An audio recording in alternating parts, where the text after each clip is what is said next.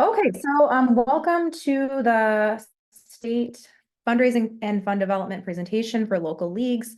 I'm Brandy Rodriguez. I am the membership and events manager at the state. And Deborah, would you like to introduce yourself? Certainly. I'm Deborah Cronmiller. I'm the executive director for the State League, and I'm really excited to be able to share all this information with you all this afternoon. So first and foremost, can you guys see the presentation okay? Okay, awesome. Then we will move forth. This is just kind of an overview of what we're going to touch on.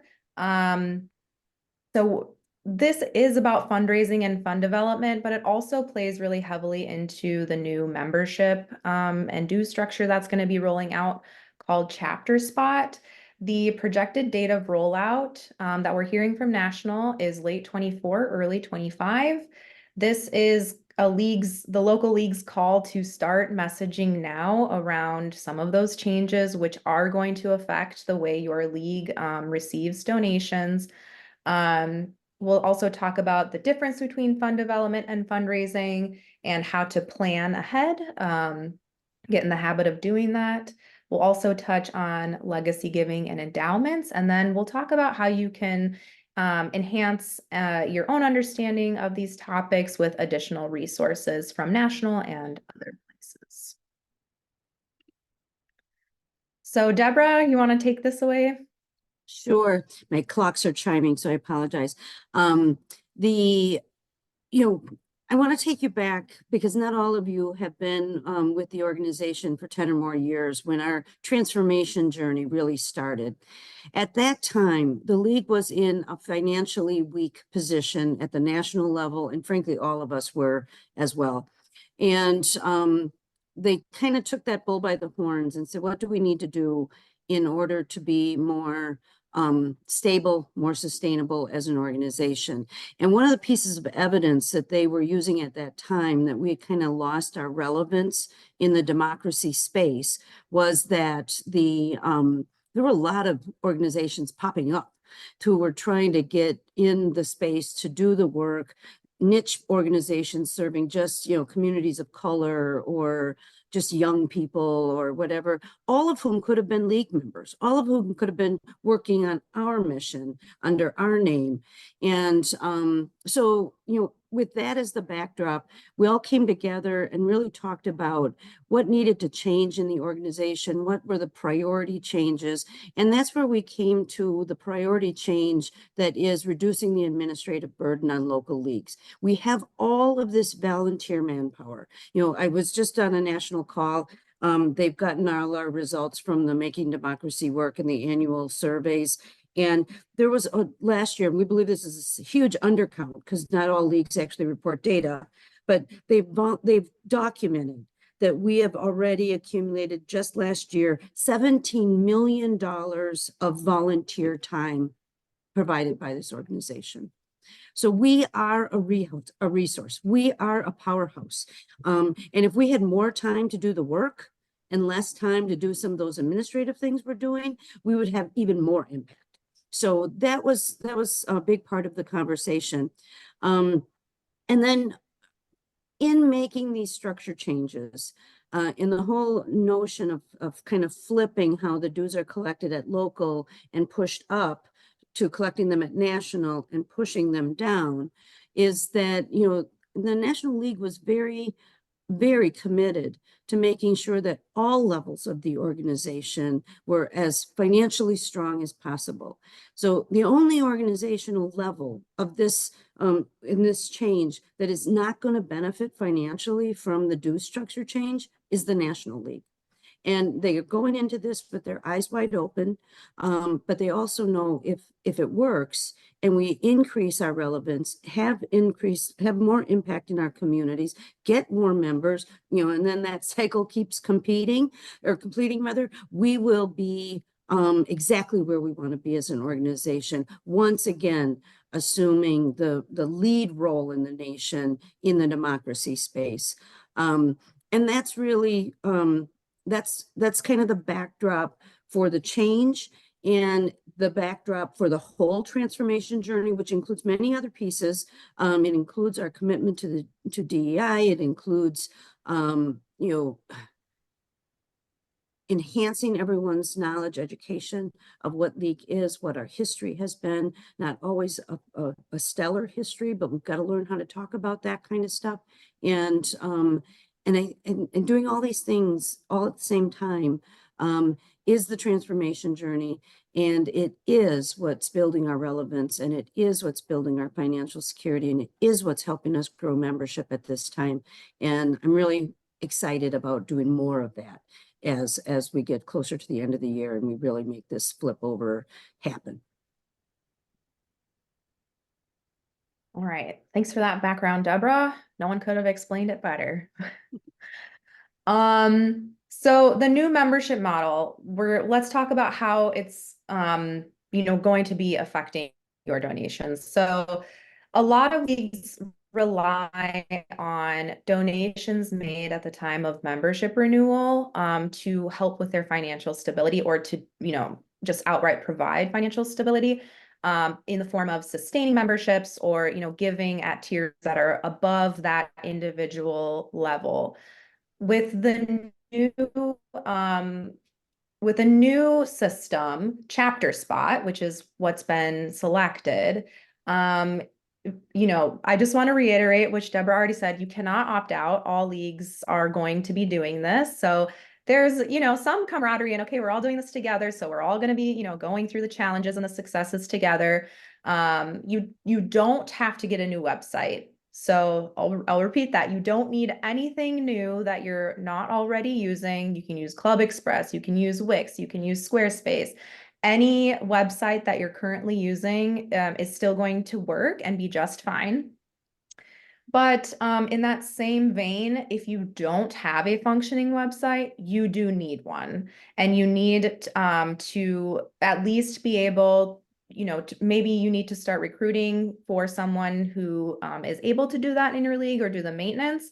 But I also wanted to offer that Molly Carmichael, our communications manager, and myself are both also resources if you really need help getting a website off the ground, or if you, are in an area where you don't have anyone that can currently make any website changes for you, please reach out to us. We can help with that.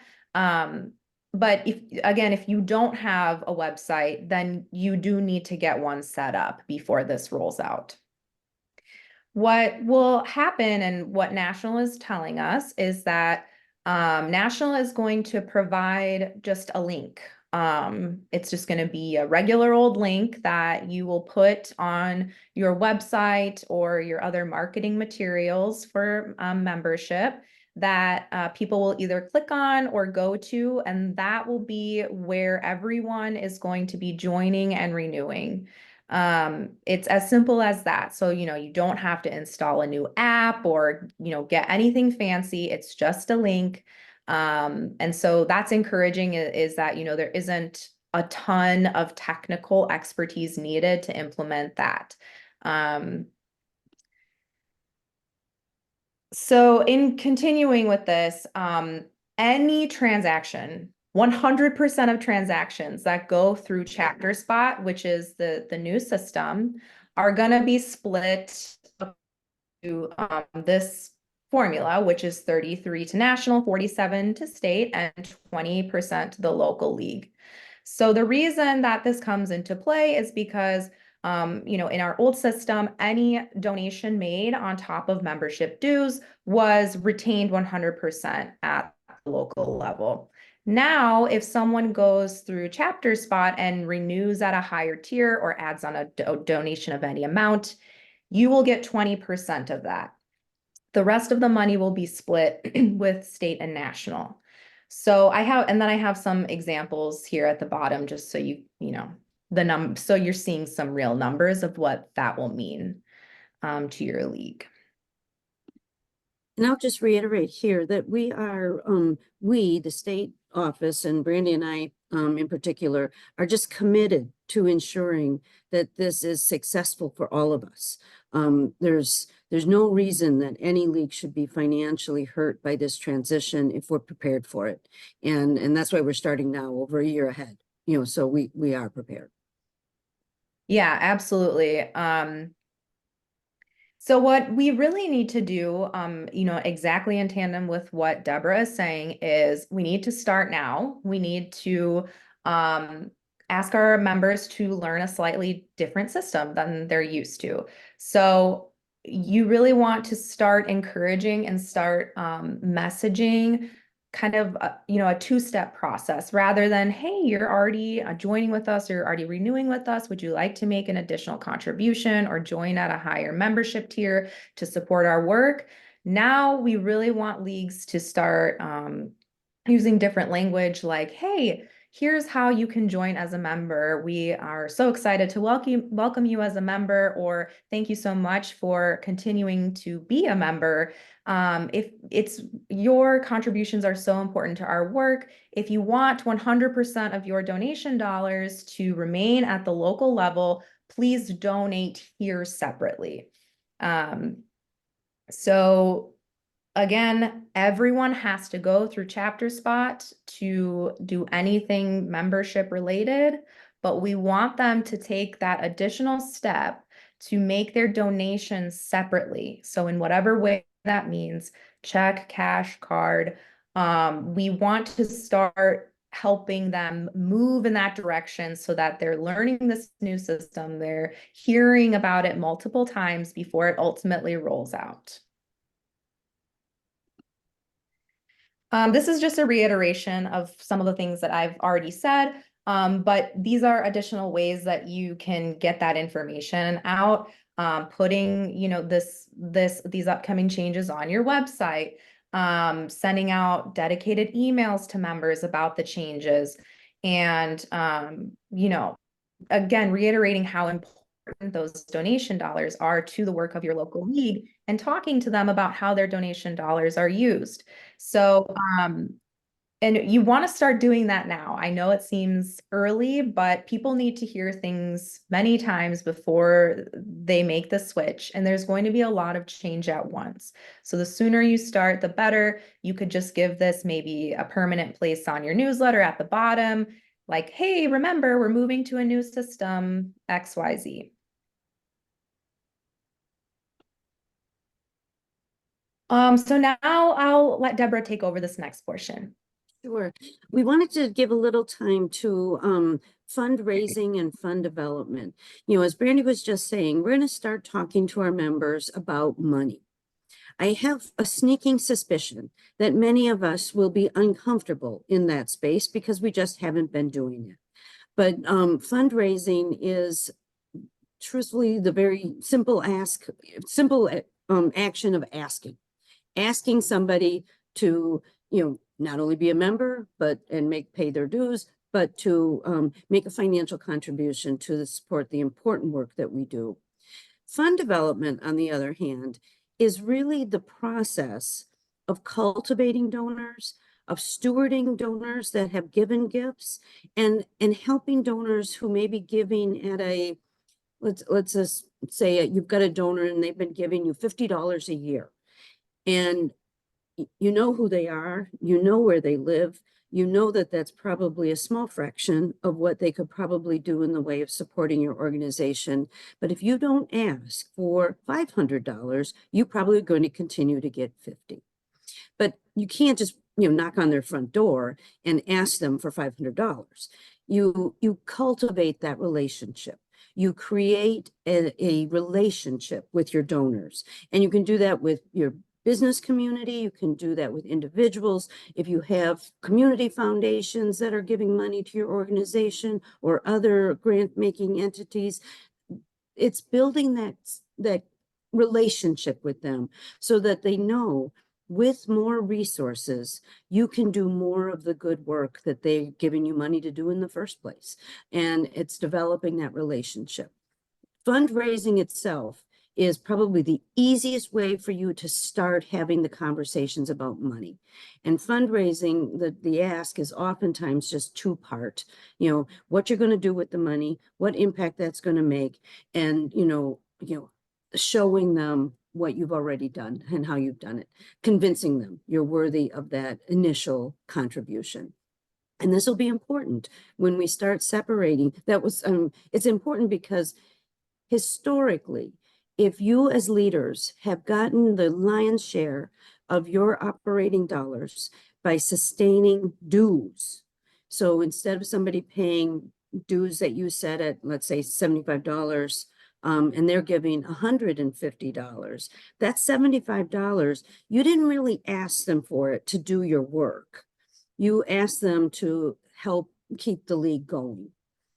So now we might have to change our asks a little bit, but really what we have to make sure everyone knows as a donor, as a member, is that membership is that join renew button. Donations are that donate button. And, all of them, as Brandy said, all the money that goes through the join renew button is going to get split by formula. So we really do have to be talking about local league purpose, your work, and what you're going to use their dollars for and how they can give you those dollars. So next slide. Alrighty, the fundraising is not difficult work, but I have to say it is purposeful work. That in identifying people, organizations in your community, businesses, that you do need to take some time to understand who's supporting your work. And I think boards oftentimes do not spend very much time looking at the list of donors, really being comfortable with them, trying to understand maybe who best on a board could make kind of what I would call a stewardship call, a thank you, let's talk about what more work we could do, that sort of thing. But it's not just you as a local leader who's responsible to do all of this. This is a group task. And we need to identify a committee. Maybe it's your whole board that works, together on this, but there needs to be purpose and intention given to your fund development and fundraising activities. And then I think that another purpose of your group, whether that's your full board or fund development group or whatever you want to call yourselves, you really have to do some basic planning. And planning can be, when are you going to send your appeal letters? How frequently are you going to send out a mail chip with the donate button on it? Just, kind of the action of being purposeful, of making sure that you are asking. And then, keeping your mailing list clean, understanding who you're sending your requests to, and then doing that next step work of looking at the list of folks who are your members and your donors and trying to, kind of do that mental calculus of, are they capable of helping us do more? Would they want to help us do more? How do I engage them in that conversation? And I think that you'll find that over time, this becomes a little bit just part of your work. And it's not new work. It's just will become part of your work. There's also fundraising that can be done. And I think if we go, is that on the next slide, Brandy? Oh, The next slides are the mailed and emailed. yeah, You want me yeah. to skip ahead? Let's talk about the appeals first, and then we'll go to different fundraising Oh, things. okay. Oop, this.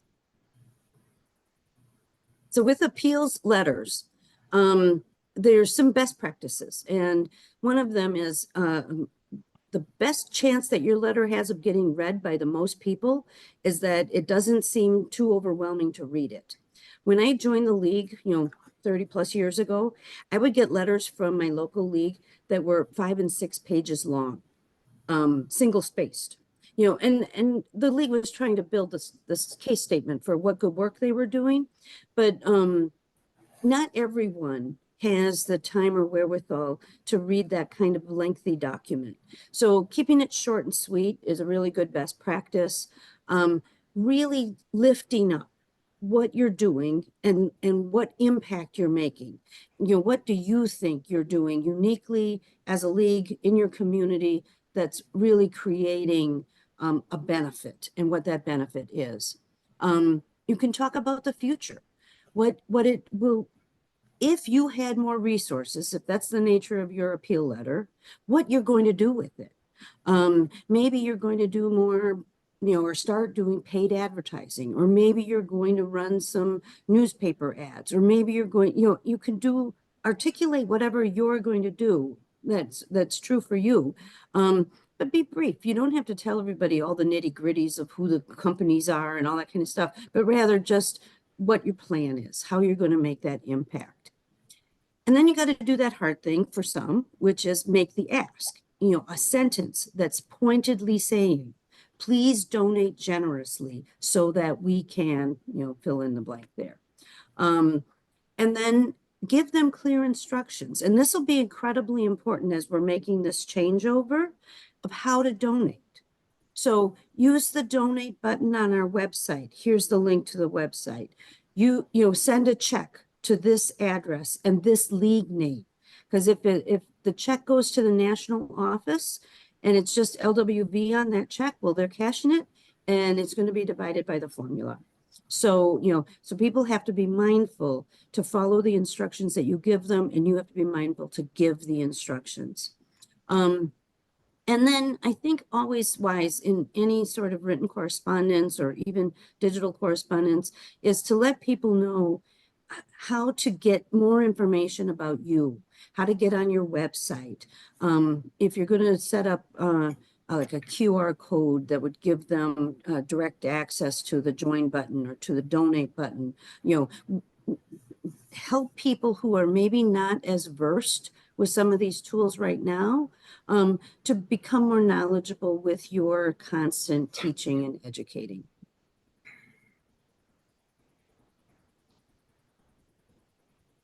Did you want to spend time on the emailed letters, or it's very similar?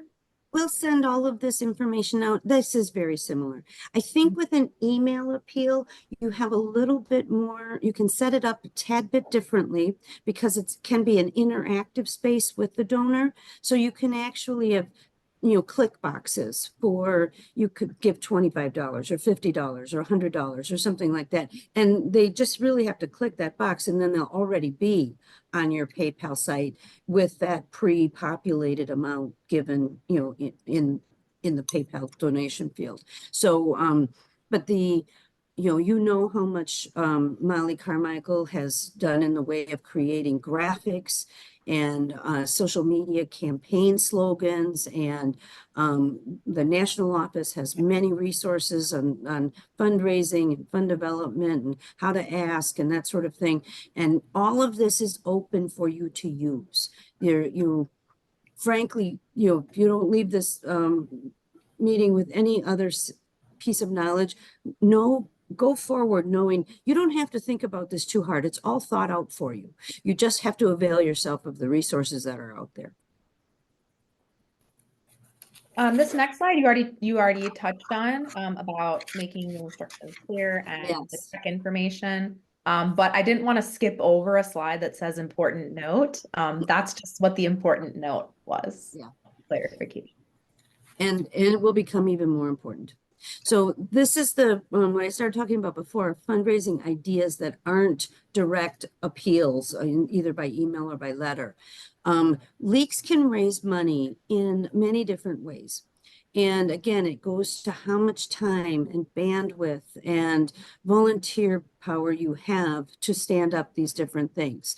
But any league in the state can purchase a raffle license from the DOA and run a raffle. And raffles are relatively simple. You sell a raffle ticket for $1 or $5 or 3 for $10 or whatever you want to do. And then at the end of the day, you raffle something off.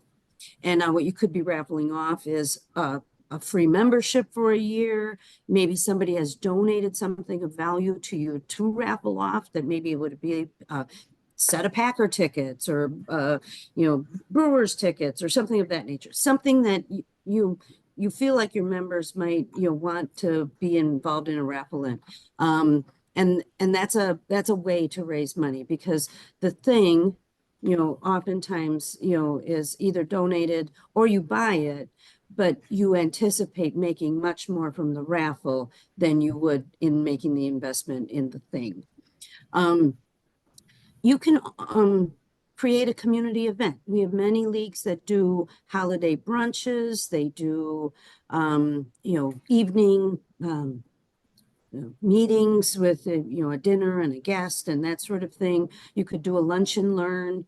We have a number of leagues who do that, but you could set your ticket price at such a place that it's not only covering the cost of the meal, but it's also you're supporting your organization. And then when you sell those tickets, tout that. Let everybody know that by coming to your lunch or your community event, that they're supporting your league and its work, fill in the blank, doing this, that, or whatever you're highlighting at that moment in time. You can create stuff to sell. We've got a couple of leagues that have been very successful with this, making buttons, printing t-shirts, doing things that promote league because it's our brand that's on those pieces of swag, but you sell them and you sell them for more than it costs you to make them. And that gives you a profit. And that's how you can make some money too. You can do big parties, like like invite a lot of people, dress up fancy, call it a gala, do silent auctions. That takes a lot of manpower, can pay off very generously.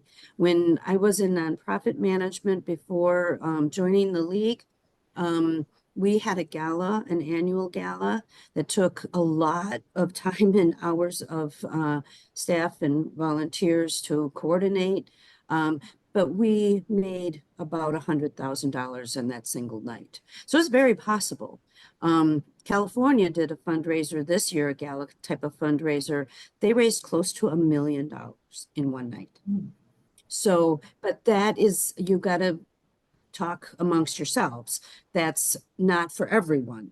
Not everyone has folks who can make the donations of those big silent auction items or put enough people in the room who have the wherewithal and the financial means to be able to bid on, kind of expensive silent auction items, pay $100 for a ticket, all weighs into that sort of mindset. So, but that's individual to each of you. Is that the sort of thing you want to spend your time on, or is a raffle just a lot easier, or is printing t-shirts and selling them at your annual meetings or whatever you're having, is that just the way to go for you? You get to decide. And then I still hear of some leagues that do rummage sales and bake sales and that sort of thing. That's a lot. Again, it's volunteers giving their time, giving their goods, and but it's intensive. And if it's your game, if you like to do that kind of thing, great. If nobody's going to come and volunteer to man your rummage sale if they don't like to go to rummage sales and they don't like rummage sales. So you have to just know your audience and know your members. So. All righty, then we wanted to talk a little bit about other ways to give to your league. Legacy giving, planned giving is, and you may have heard of this if you are part of a church community or if you're involved in, a Boys and Girls Club or a YMCA. Planned giving is part of many nonprofits as a way to generate income, not right now, but income that is promised into the future. Oftentimes it's promised in the form of a bequest. So when you pass, in your will, you have said, please make sure that, the League of Women Voters of Wisconsin gets $10,000 and my local league gets $20,000 and on. But these things are things that you usually will have to talk one-on-one with a donor about. They will have to talk to their financial advisor or their attorney to make sure their intentions are known and documented. And there is a lot of information about planned giving that's available through the LWV US's website. LWV Wisconsin has produced a planned giving brochure. I'd be happy to share that with you. But it's, again, it's something that somebody has to think about. It's not like pulling $10 out of your wallet to buy a raffle ticket. It's about making a commitment longer term. And then there's endowment giving. And not all leagues have endowments. Some leagues that in the state right now do have endowments. Any league can set up an endowment fund. The board gets to determine what the purpose of the endowment is, how the endowment will be invested, and what conditions need to be present in order to pull money back out of an endowment. A lot of times the reason to have an endowment is to build resources, sometimes for a capital purpose. You want to buy a building, or you want to, maybe you need new equipment, or something of that nature. But so you would be raising money, you would put it in an endowment fund, and then you would release it to do its purpose. The state league has 3 different endowment funds. We have an advocacy endowment that we could use in the event that we wanted to do some serious lobbying that was going to take money. We have an operating endowment, which we can use in the event that we would need additional operating funds in the course of a year.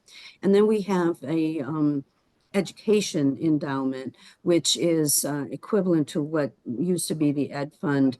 But this is monies that are being set aside to do league work, but it's very restricted.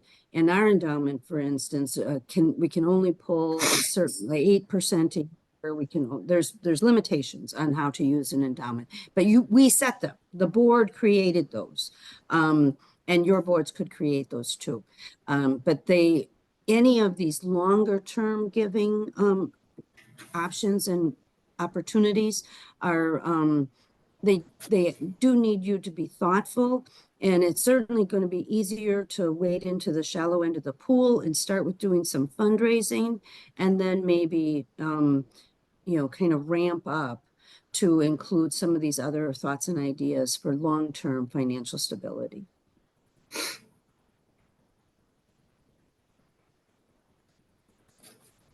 This is where you can find additional resources like we chatted about earlier.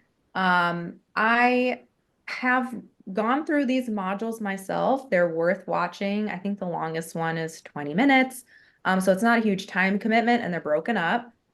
So that's a good place to start. And then I just want to add about grant writing, because we didn't really cover that. If you, Deborah has kindly offered that if you would like some more tailored guidance on that, to reach out to her directly, and I have her email there.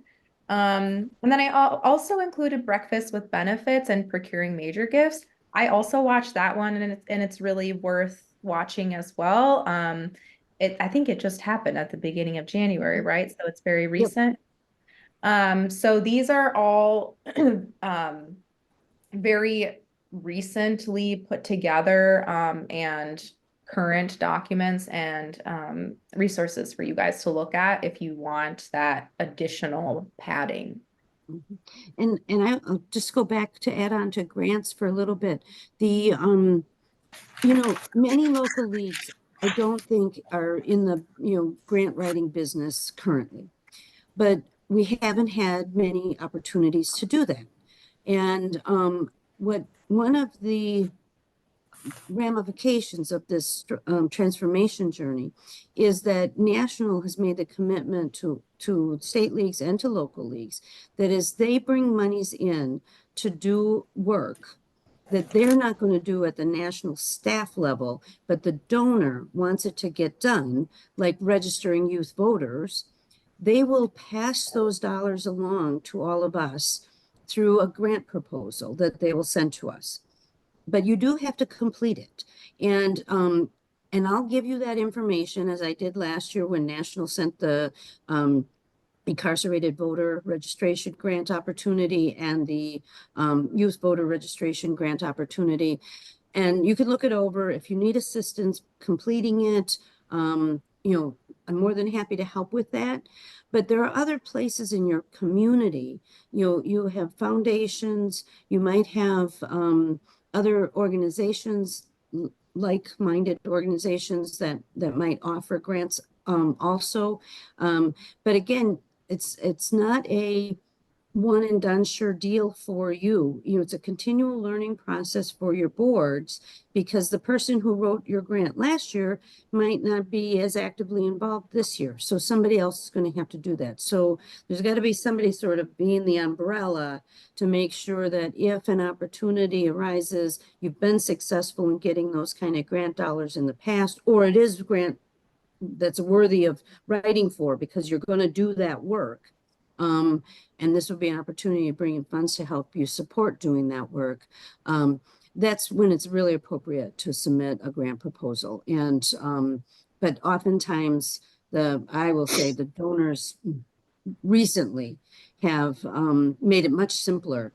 Grant applications have gotten more streamlined. Reporting for grants that are out in the field has gotten easier. We're using jot forms now. You don't have to, type up some long narrative report that addresses 52 questions that they send you. It's much easier. And it may be a way longer term that our local leagues can get more resources, like from National League, the State League may be in a place at some point where we can do granting with restrictions. So the grants that we've been mostly giving local leagues, like $50 to buy birthday cakes for our anniversary and that sort of thing. I don't require receipts or tell me how you used it. That's the way that's been going. But were we to get a larger grant to us that we were re-granting, and we told the donor that we're going to re-grant, then we'd have to have a process in place, and we'll help you with that as well. So. Yeah, so these following slides are example information of how you can start messaging to your members and anyone else that even prospective members. A lot of leagues have a prospective member list that they keep. So don't forget those guys. And you can lift this language directly. It's here for you to use so that, like Deborah said, you don't have to create all of this yourself. Feel free to copy and paste. This one is the first one is very robust. These ones on the following slides are more like little blurbs that you can add for your website or to the bottom of your newsletters or things like that are a little bit shorter. So again, feel free to use it, use parts of it, whatever is going to be helpful for you. That's what these are here for, and you're welcome to share them widely at your disposal. They are. So I am going to stop sharing because we are going to move into a Q&A, and I'm sure that we're going to get a lot of great questions. So I will open that up now. If we want to use the hand raising function, that's great. And if you want to put any questions in the chat, I can read those for you if you prefer to do it that way.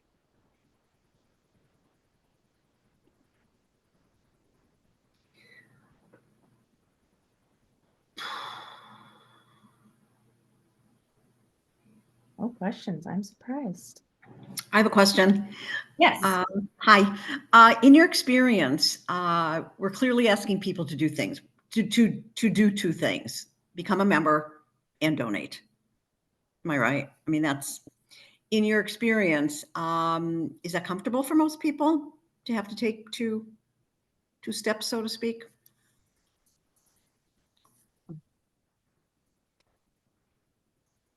I don't know how to answer that question because the state league is in a different position than a local league is. Local leagues, because you've been taking the dues at your level, and then whatever additional contributions that a person may give, you kind of knew how to separate that out. And whether you asked for it or not, you knew that they were making both a dues payment and a sustaining league payment. For the state league, because we're not collecting any dues, all of our asks have always been to take that separate action. You know, the money that you sent to the local league didn't come to us. The money that you sent to, to that sustaining, that didn't move up the chart, to us. So our asks have always been, so here's how you send a check to the League of Women Voters of Wisconsin. Same with national appeals. Here's how you write a check to the League of Women Voters of the United States. And that is, so it's, I think people are already aware of the two-step process. It maybe has just not been as implemented at the local level because you haven't been as, and this is not true for everybody. I shouldn't make a general statement like that. But if you haven't been asking for separate donations, Right. it may be a little, that education is what we're trying to help you with. It's like how to inform your members that the whole kit and caboodle is changing because dues are no longer going to be accepted at the local level by a membership manager. They're going to be accepted by a computer at the national level.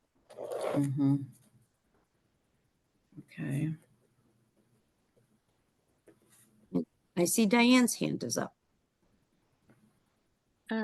Yes, I got on a couple minutes late. I don't think you covered this, but if you did, I guess I need to hear it again. What happens to, so we've been working on helping people feel they should give whatever amount they want, or that they're comfortable with, and not calling it a scholarship. How does that work now for people who aren't going to be giving the full amount of membership? Again, sorry if you already covered this. No, we didn't. And thank you so much, Diane, for bringing it up. Though we're only a year away from fully implementing this due structure flipping, these are some of the questions that I actually don't know all of the answers to. We started out at council this early in April of last year, and the messaging that we all heard was that that there would be a sliding scale, but for the most part, individual dues were going to be set at $75 per person, and that the minimum sliding scale due would be, it would bottom out at $20 per person. And there were a number of reasons that were given for that. And there's been much pushback by many local leaders like myself in states around the nation that we have local leagues that got very ambitious very early on when we started implementing our DEI policy to make sure we were welcoming to individuals of all economic means, that we were able and willing and wanting to slide the scale all the way to $0. I don't know yet if the National League will allow that. And what they're saying, the information I have to date is $20 will be the base. But that they're thinking about it.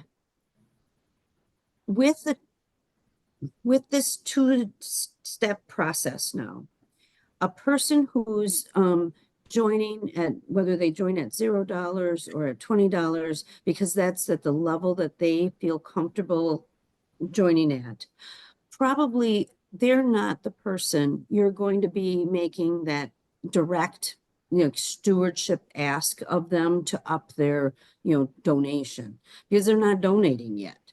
They're paying dues or barely paying dues so that they can be considered a member. It's the people who have been giving you sustaining household membership dollars of $200 or $250 a year.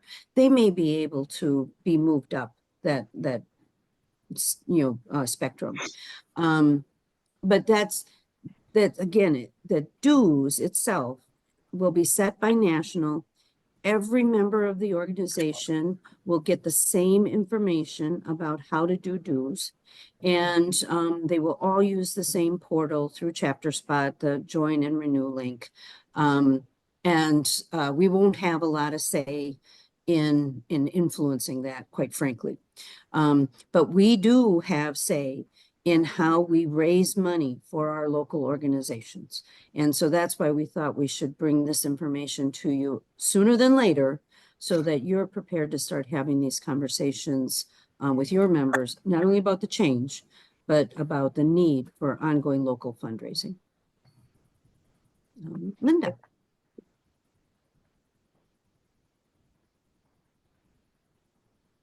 Going to impact on our tax deductible status for dues. Yes, there is an impact. Because currently all of our local leagues are 501c3s, our dues and our donations are deductible to the full extent of the law, whatever our tax advisor tells us. So historically, that's pretty much the whole kit and caboodle has been deductible. Because National is a 501c4 organization and the membership is embedded in the C4 organization and not the C5 or C3 organization, the portion that will come to Wisconsin, both at the state level and at the local level, that will be deductible for the individual who joins. The portion that is going to National, that 33%, that will not be deductible. And this is another piece of education that we will be giving you as we get closer to this. Thought we'd start with the high level change stuff before we start talking about some of these in the weeds consequences. And National is also aware of this. And at first, I have to tell you, at council, the people who were presenting pretty much said, no, none of it's deductible because we're a C4. And then they consulted with their attorneys and learned that the monies that they were passing to C3s could in fact be deductible. And Karen. Well, will then National send out a receipt or something acknowledging the portion that is tax deductible? So they'll take care of that. They're Okay. taking care of all the receipting. Yep. Okay. And is there a specific date this is taking effect? I mean, our fiscal year starts July 1, and that's when we would start collecting dues. Yes, now you're getting into the sticky weeds again. Right, but The, it affects yeah, it affects our cash flow. Our fiscal year also starts on July 1. Yeah. So I can only repeat what I heard at council. Okay. The change is they're anticipating the change to be made probably January of 25. We've been hearing it, they might push that forward to the end of December, but it definitely will be after the election. They've made that commitment to us. So let's just say they start in January with the new system. For anyone who's running on a fiscal year that starts in January, that'll be pretty easy. For those of us who have the mid-year start of our fiscal years, we may have members who have paid dues for the whole year. Mhm. So what will have to happen is that in order for them to be considered a member and starting in January in the national roster, we'll have to inform National and likely have to make a partial payment to National because we received the full payment. Sure. And we will be messaging around this when we know the details more from National. It is predicated on the date that this goes live. So if it's 6 months in, it'll be that a half year calculation. If they don't do it until second quarter, then it would be 3/4 of the year would be the partial payment. But at some point, everyone is going to have to move from the current national roster to the newly kept in chapter spot national roster. Will take a year probably to catch up where the money went when you first were renewing or joining. And then all renewals after that should just fall into place. Then there wouldn't be any partial payments and that sort of thing. But that first year is going to be awkward. Okay. And we are going to get, I'm hoping, copious, detailed information from National about what is expected from all of us. We have already in a prior messaging webinar that we did on all of this, informed you leaders that this is coming, and so that we may be a need when you enter your fiscal year that's starting July 1, 2024, you may need to put in your budget a placeholder for partial duals to the United States. And hopefully by that time, we'll know what the formulas are. And maybe LWVUS will just say, oh, heck with it, they paid you, they'll pay us when they renew, we're fine. I don't think that's true, Okay, but yeah. who knows? So at the same time, when they do begin to pay online, then National will be maintaining the database, the membership database, and relaying the information back to state and locals. Correct. And one Okay. of the advantages that I think the new system is going to afford all of us is, one, you don't have to keep your roster up to date. You don't have to do the work you're doing right now, which is by July 31st, make sure all your active members are in your roster, make sure all your inactive members have been Yeah. deactivated. That will all be done by the computer, essentially. So that's a Okay. help. That's what's reducing our administrative burden, essentially. We don't have to go to the bank. We don't have to, the funds will come to us from the national straight into our bank accounts. So it should be easier on many different administrative levels. And another benefit is that if someone joins on, September 1st, their renewal date will be September 1st. You won't have to figure out how to allow them to join so that they can be a member from September 1st until June 30th. And then they would have to pay dues again starting on July 1st. So, Okay. the work that we've been doing on having partial dues and what your dues year is and rolling everybody into the annual system that ends on January 31st. All of that gets simplified by having your date of joining be set on the actual date you joined, and that's your renewal date then.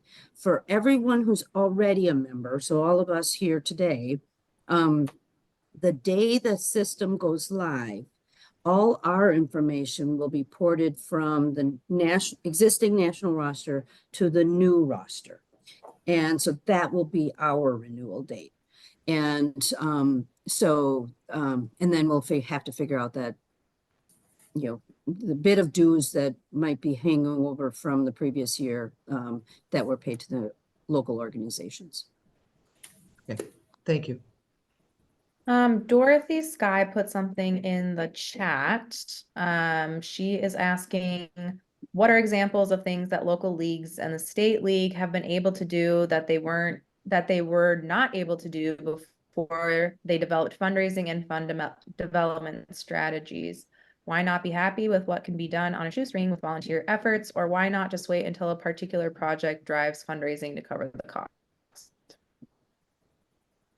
That's an excellent question, Dorothy. I'm just, you know me and how I talk about this. The league's visibility is only enhanced when we do more. And doing more sometimes means expending more real money. We have been, for 103 years, a very well-run, volunteer-led organization. But for those organizational members that have paid staff, like the State League of Wisconsin, we are shining far and away, brighter than many state leagues that have no paid staff and are just being volunteer run. We can get more materials out. We can support our local leagues more deeply. What Brandy mentioned before about helping you if you need assistance with your website. Well, if we didn't have paid staff, none of that would be possible. So there are real advantages to being able to, kind of boost our brand, let more people know what the league is doing and what our leadership means for democracy, and then it allows us to fundraise and fund develop so that we can do more. And by doing more, and we're all passionate about our democracy, we just get closer and closer to the democracy we really want and deserve. And that's, it takes money to do that. It doesn't, I'm not going to do this job for free. I have to share with you all. I'm very generous, not that generous.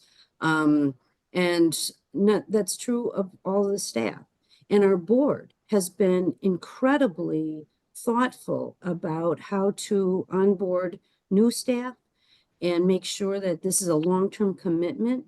We're not grant hiring anyone. We are making an organizational chart shift when we add new staff to our organization. It is long-term. It's a commitment that we're making to them and their families.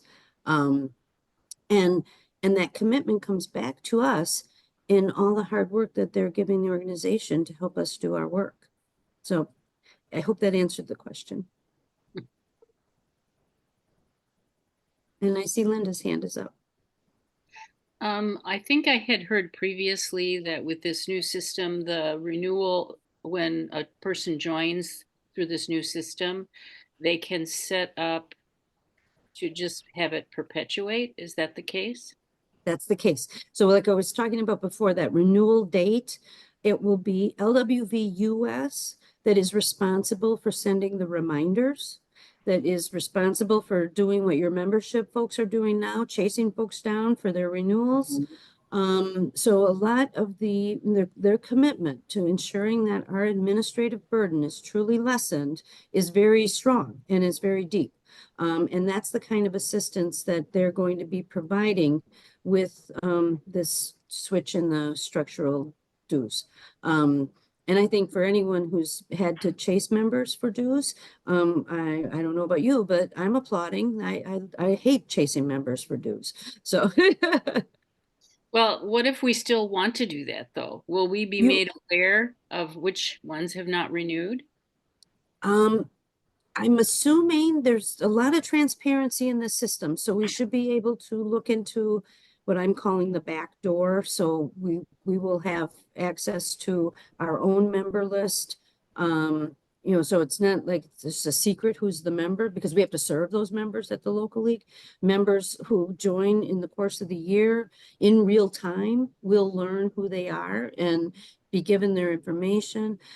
National League is hoping that they can, in addition to collecting the renewal or the join and the dues, they can be starting that information collection. So we have many local leagues that send out interest surveys. What do you want to do? What interests you about league? Many local leagues, including our state league, send out that annual demographic survey. So who are you? How old are you? How educated are you? What's your race? All of those kind of things. They could be collecting that information for us. And so hopefully it's in the process of joining or renewing, you give all that information, one time and then update it in the following year, but start with what you said last year. And so you're only really having to make changes. And that is, I think that should be a benefit to the members and a benefit to our local organizations, because in real time, we can see changes.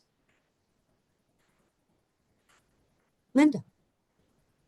Yeah, all of us who've been working with membership over the years are so aware that a lot of times we send out a notice, a postcard or a letter saying you need to renew your membership, but they don't do it until they get a phone call. And so I am aware that, with it being even farther removed, I hope that there'll be some instruction here on how we're going to work together on the renewal process. And I think the more they clear up for us what the renewal process will take for us at all levels, the less frustrating it will be for us to have to change over. The other thing that is a red flag that's going through my head is that we have lots of members who are always changing their addresses.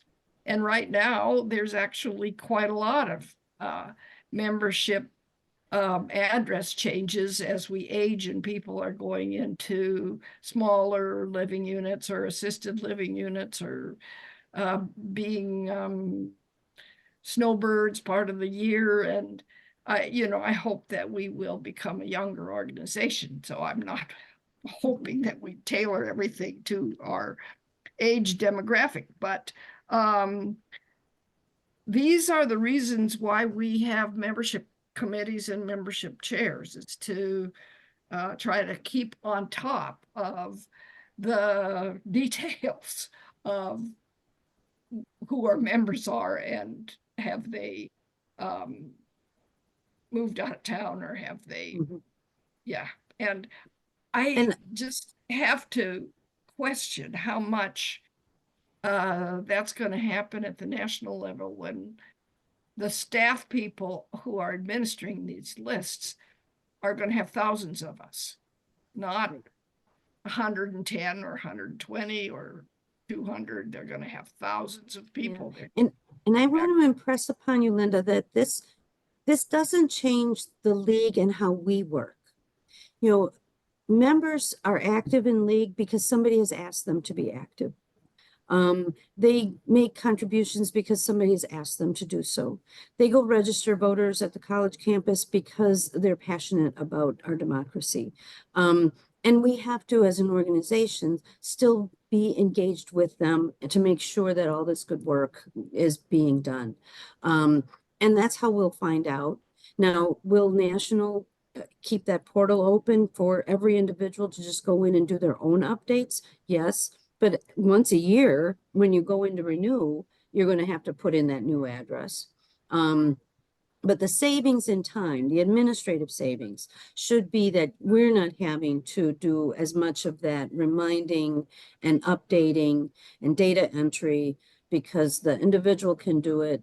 And we may need to, as many of you are probably thinking to yourselves, oh my gosh, I have members that don't even use their computer. We may have to figure out, how we serve them. And it may look different than how we serve somebody who's joining when they're 35 and computer literate. So this is change, and we will work through it together, because that's the organization that we are, and that's how we've always made impact, is by being committed to our shared purpose and the work that we're all doing together in the way that we do it. Now, I see that Thank we're you. at That's time. helpful. Is Brandy, should we? Yeah, Bonnie, did you have something? Yeah, quick just very that you- quick to follow up on what Linda said, which is so important, that personal connection, the stewardship. I had surgery the end of June. I totally was not paying my dues. I forgot, and knowing that July 1st is our sort of final deadline date for that. So am I making the correct assumption that this new system will not allow for, oh, Mrs. Jacobson, we haven't heard from you. Your membership came due, a month ago. Is there going to be that kind of follow-up, or are we going to have to rely on, again, as Linda said, our national folks, leadership to do that follow-up for people who haven't renewed, let's say, their membership?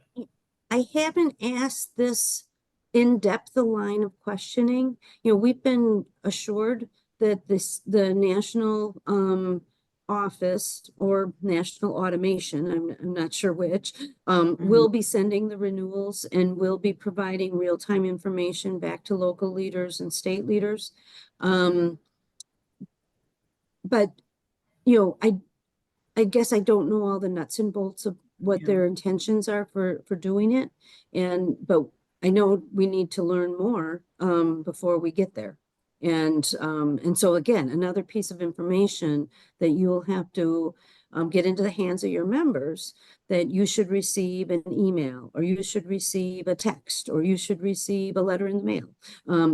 I don't know what methods they're going to use. But we should know what methods they're going to use, so that when they use them, we can let our members know you should have gotten an email this week, or you should get get a letter in the mail by this date, or something of that nature. And I just don't know those details right now. Okay, thank Yeah, you. but I want to point out it's not because we aren't keeping on top of it, it's because National just isn't given the information or they're saying no. So we've laid everything on the table that we currently know. And when we know more, of course, we'll loop everyone in. And, just so you know, sometimes National flips on us and they change something. So we need to be prepared to be flexible because that has happened and it probably will happen, if not with this and with other things. So with that being said, thank you for everyone for attending. This will be available as a recording. Let's remember to be kind and gracious with ourselves and remember that we're here to do the good work of the league. We're all in this together. Don't pull your hair out. We'll get through it and it's going to be fine and we're going to come out better for it. So thank you again, and everyone enjoy your evening. Thank you both. Thank you both. Thanks, guys. Bye.